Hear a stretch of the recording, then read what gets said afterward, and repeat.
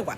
El asma es una enfermedad respiratoria crónica, cuenta con una alta prevalencia y causa la inflamación de las vías respiratorias de los pulmones, haciendo que se estrechen e impidiendo el correcto flujo del aire. Este estrechamiento causado por la inflamación hace que las personas que lo padecen tengan dificultad para respirar, tengan falta de aliento, sientan opresión en el pecho o tos. A pesar que no hay evidencia que sugiera que las personas con asma son más propensas al contagio, las infecciones respiratorias causadas por el COVID-19 pueden provocar una dificultad de los síntomas en caso del asma mal controlados, moderados o severos. Para hablar de este tema se encuentra con nosotros el doctor Johan Sánchez.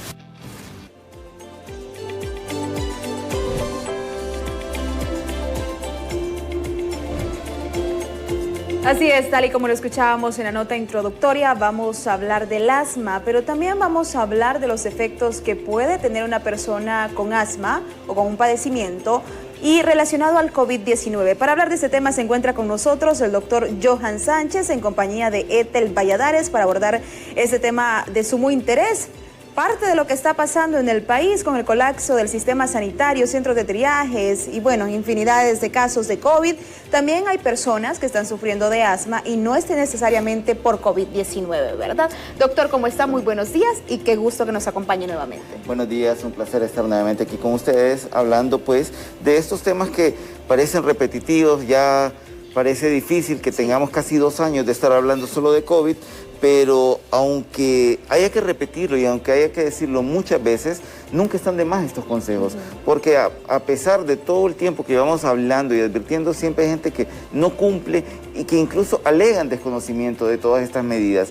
Por ejemplo, en el caso del asma, como hablábamos incluso extracámara, el asma desde que inició la pandemia se mencionaba como uno de los factores de riesgo, como que los pacientes asmáticos tenían que tener mayor cuidado.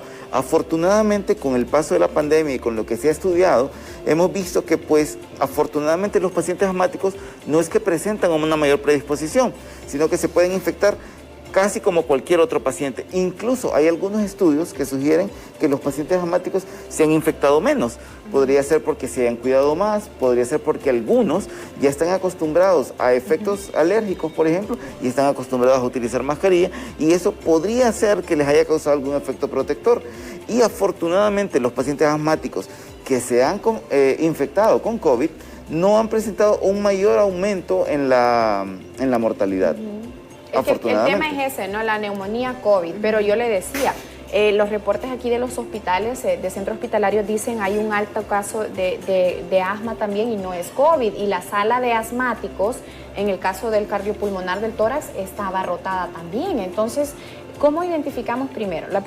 Una pregunta en dos. Primero, ¿cómo identificamos que no es COVID, que es un padecimiento asmático? Y segundo, ¿cómo yo le hago frente en caso de tener un asma en pandemia para que pues tenga yo el tratamiento adecuado, ¿verdad? Y no me vayan a dar un tratamiento por COVID y automáticamente pues vayan a asumir que yo ya tengo la enfermedad.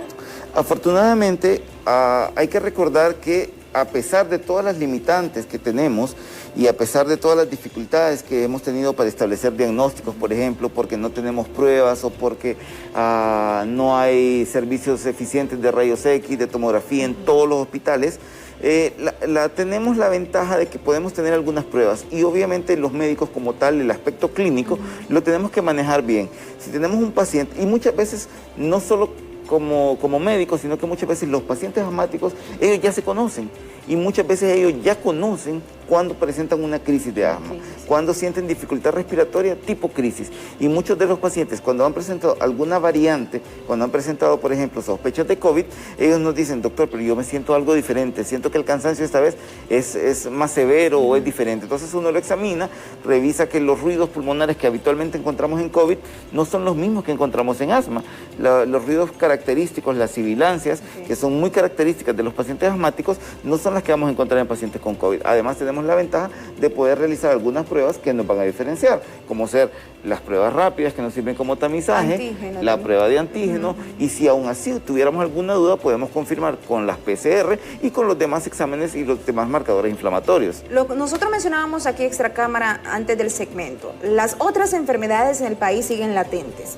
O sea, existe el COVID-19, sí, pero también existen las demás enfermedades. Lo que pasa es que ahora, si usted tiene una gripe, si usted tiene una tos, si usted tiene una dolencia de cuerpo, todo es relacionado a la COVID-19. Y no está mal, obviamente, por todo lo que estamos pasando como país, ¿verdad? Y la saturación de los centros asistenciales. Lo que sí me llama también la atención es el hecho de los menores. Hablamos de los niños, aquellos que tienen crisis asmáticas o que ya están diagnosticados con asma y también ahora pues están dando positivo a COVID-19. En el caso de los menores, ¿cómo identificamos? Porque en un adulto usted ya lo mencionaba.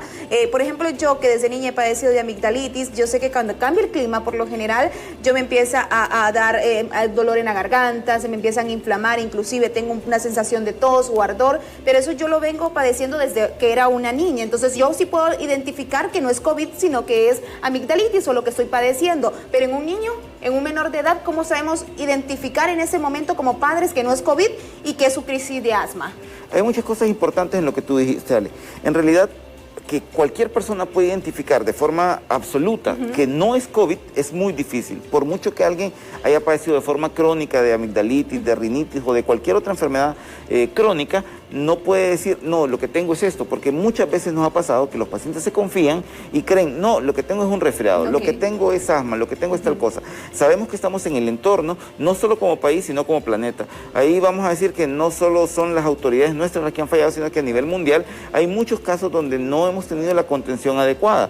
No por defender a las brillantes autoridades que tenemos, pero sí por el hecho de que en medio de una pandemia, del marco de una pandemia, y que nos está causando muchas muertes, entonces tenemos que estar, cualquier caso de fiebre, de tos, de dificultad respiratoria, exactamente, tenemos que descartar en primer lugar, va a ser COVID hasta que no demostremos lo contrario. Entonces, si tenemos niños, si tenemos pacientes que no han padecido, de repente un paciente que no ha sido asmático y empieza con sibilancia, empieza con dificultad respiratoria, primero tenemos que descartar que no sea COVID.